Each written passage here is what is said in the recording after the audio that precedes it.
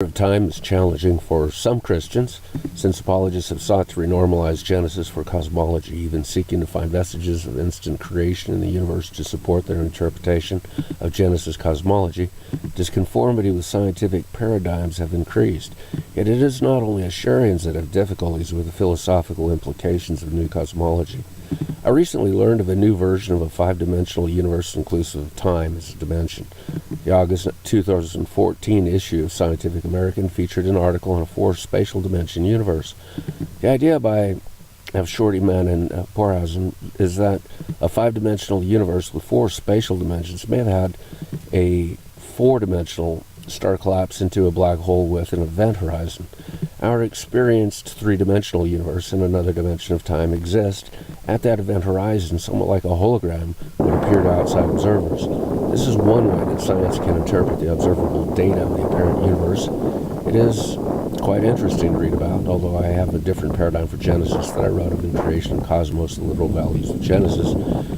I've had quite a few ideas about the directionality of gravity attracting mass to itself. The concept of singularities of mass energy arise as a logical extrapolation of concatenated force. Yet, of course, like the speed of light, there may be some ultimate limit to gravitational force, whereat it switches off. Mass could free fall in another direction beyond that threshold, be repulsed or converted into something else like energy. If there are an infinite number of extra dimensions, the potential configurations in which any given configuration of mass energy and dimensions exist may be selected in a very convoluted process, simple for God, it may be, yet challenging beyond belief or human or even computational discernment of truth.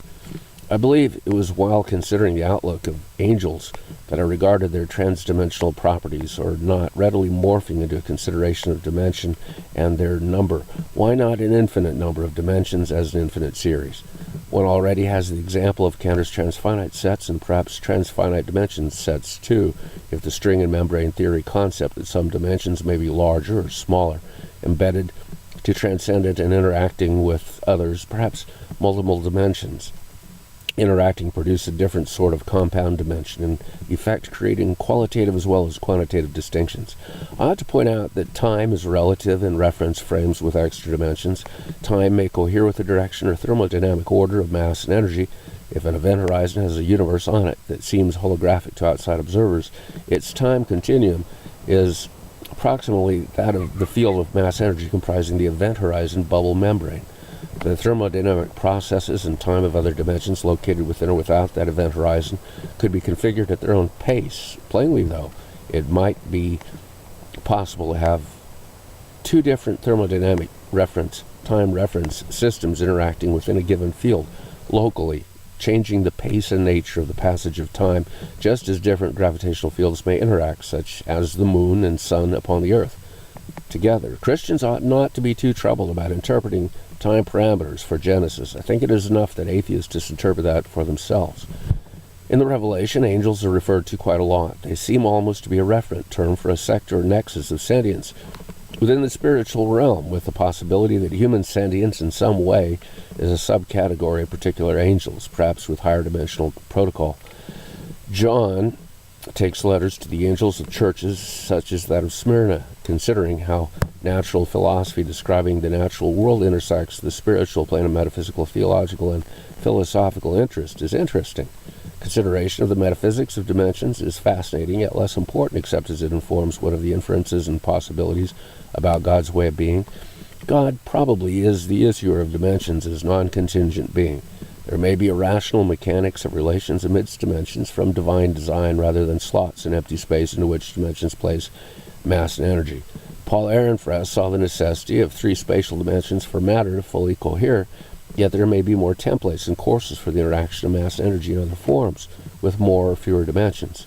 One must wonder if dimensions cohere in empty space as qualities pre-existing mass and energy, or if mass and energy naturally arrange into three-dimensional configurations with one more of time. That is the simplistic way to view the matter. Perhaps, however, there is no necessity that it is so. It is somewhat more challenging to imagine membranes with endowments of mass colliding that appear to be of four dimensions at intersections of collisions, something like when the Andromeda Galaxy will interact with the Milky Way in a few billion years. In some way, one would want to speculate that membranes are a natural form for dimensions to take and for mass and energy to arrange themselves in, yet that shape of flatness, perhaps as a one-dimensional brain, seems to be inconsistent with Occam's razor. Dimensions would need to become membranes of finite area and yet appear simultaneously with an initial endowment of mass unless God placed it there.